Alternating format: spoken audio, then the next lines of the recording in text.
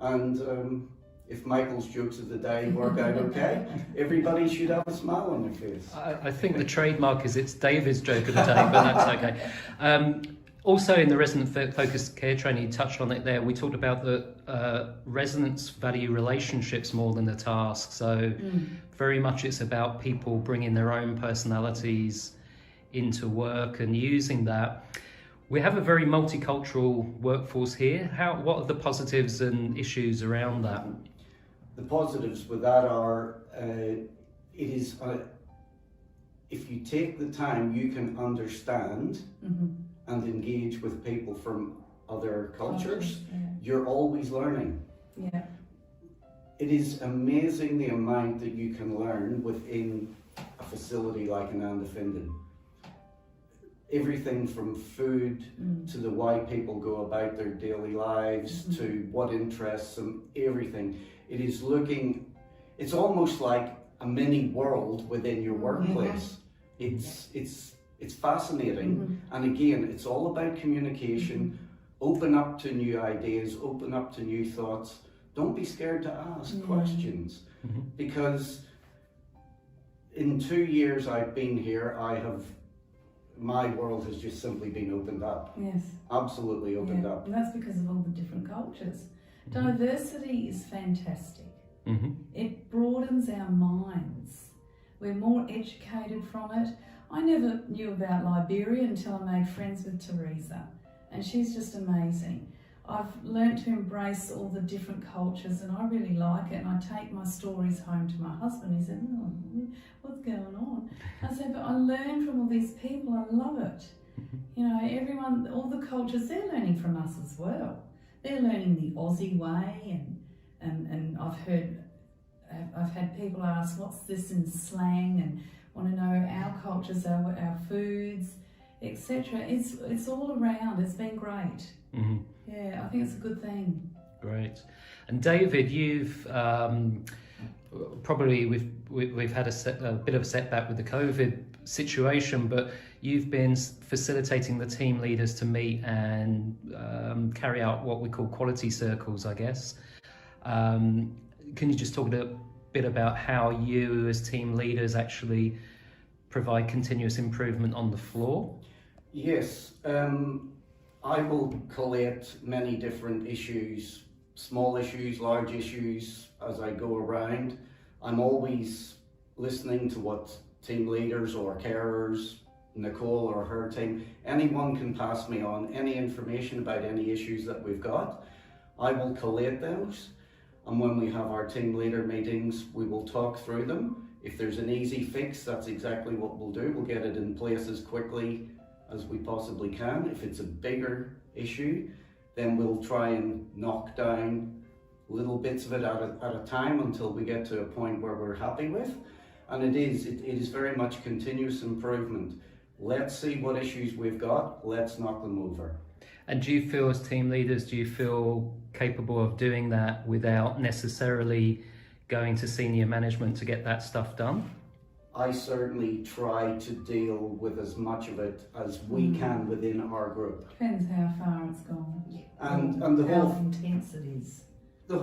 I've always said that when you have a group of people together, you have a huge amount of brain power in that one group. Lots and lots of issues can easily be resolved within that group.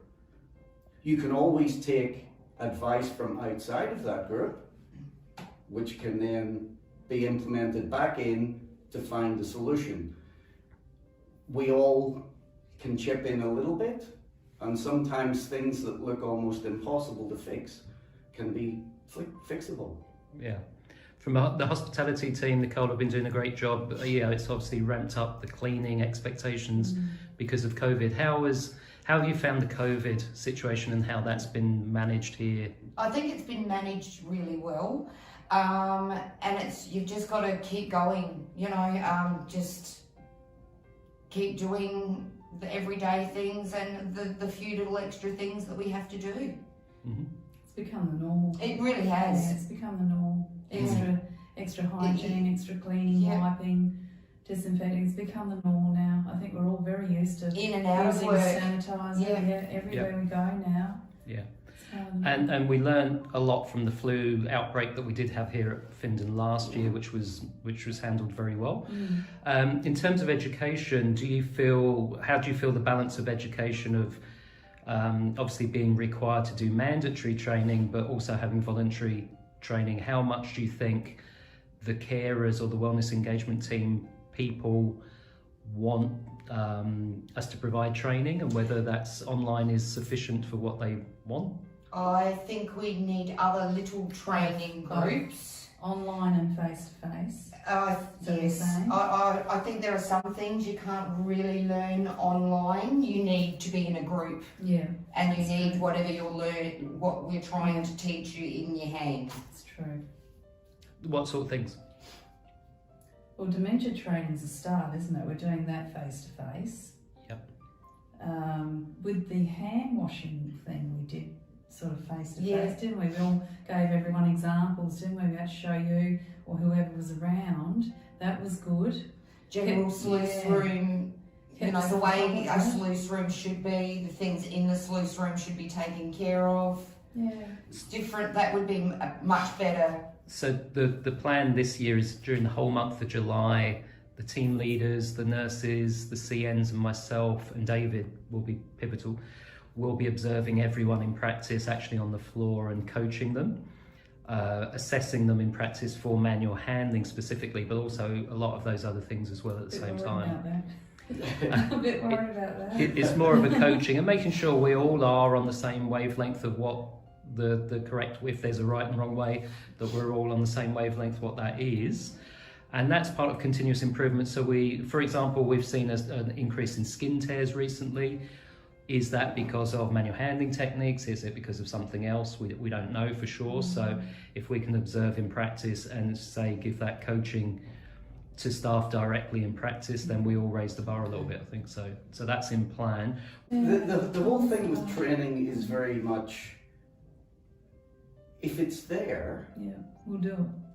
look at it. Yeah, And we'll do And what Nicole says about in-house training and backed up by what we do on Ananda Academy and stuff, it online. it puts it in your head, you're doing it with your hands. It connects. Yes. The more people learn and the Yes. more people that get that connection More success.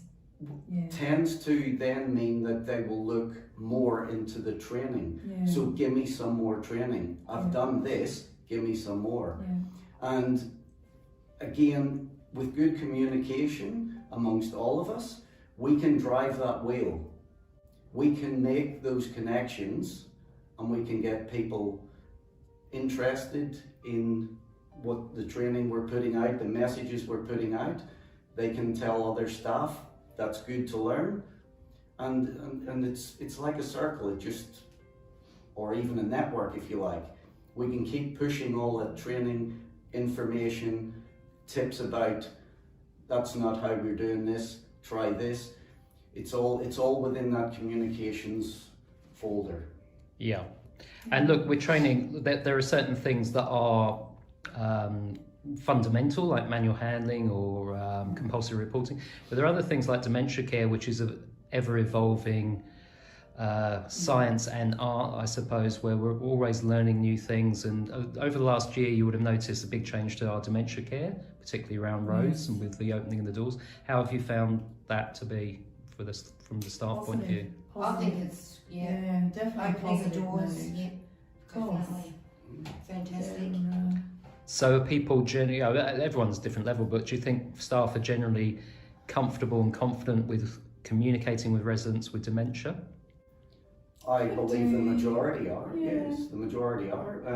There will be some people I think will probably be wary of that. Again, is that just a simple case of us helping them to break down the barriers that they see is between them and dealing with dementia? It is a very complicated subject and dementia comes in many different forms in people. But again, it's about us being positive, putting out a positive message that tell us if you have issues, and let's see if we can get you to understand why things are a certain way, give people knowledge, and hopefully break down any issues that there are. Personally, I think dementia training is very important for absolutely every staff member here. I think we need to definitely continue on that. Yeah. There'll be plenty of opportunities for that, and really we will mandate that staff have to have a level of understanding of dementia care, because it's I think that's important. It's just imperative. Definitely. It's just a fundamental of care now. How are you enjoying working at Nanda at the moment? What would be, if you had to explain the best bits of Ananda Findon to someone who wasn't here, what would you say? Listening to resident stories. That's good. Reminiscing. Reminiscing. Reminiscing. What makes Ananda Findon the best home in Adelaide? Oh, The care, the service of care, the level of care we give. the standard of People we care work with. is good, and we're driving to get it to an even higher standard. And yes, and me and the physio girls, we've got to dance Tomorrow? Mm-hmm. And Suresh is going to sing. if he's feeling okay. Don't say that. It's just nerves. Yeah, we need to do more practice. To be All right, honest. so look, thanks for your time again, coming off the floor, and I know you've got to go home, Nicole, but thanks for all your hard work, and please do, it's a cascade process where I think if you role model positive care and being kind to residents, but also trying to get to know them and trying to allow them to know you as well, then others will follow. It wasn't the model of aged care 2 or 3 years ago. I think resident focused care is, it seems easy. It is easy. It is natural and normal. But task orientated care was very much drummed into people for many years, that you get your jobs done, And that was it. it's efficiency, and it's like working in the factory. It's we're not in a factory, and it's all about people, and it's all about relationships, and putting a smile on the resident's face, which you do every day. So well done. Thank you.